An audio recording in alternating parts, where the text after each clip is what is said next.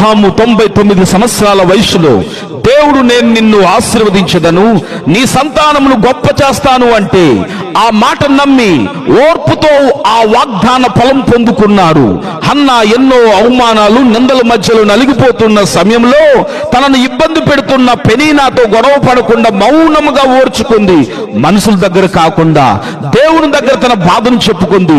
దేవుడు హన్నా ప్రార్థన విని తనకు మంచి బిడ్డను అనుగ్రహించి ఆమెపై ఉన్న నిందను తొలగించి ఎంతో సంతోషం ఇచ్చాడు.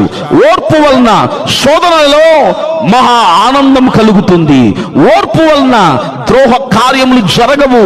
నువ్వు ఓర్పు కలిగి ఉంటే రాబో శోధన కాలంలో దేవుడు నిన్ను కాపాడుతారు.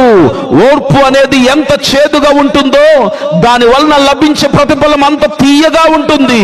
ఓర్పు అంటే కష్టాలను, బాధలను, ఒత్తిడిని తట్టుకునే శక్తి. ఈ రోజులలో అందరిలో ఓర్పు నశించిపోతుంది. టెక్నాలజీ పెరిగిపోతుంది. ప్రభుత్వం డిజిటల్ ఇండియా అంటుంది. కంపెనీలు 5G అంటున్నాయి.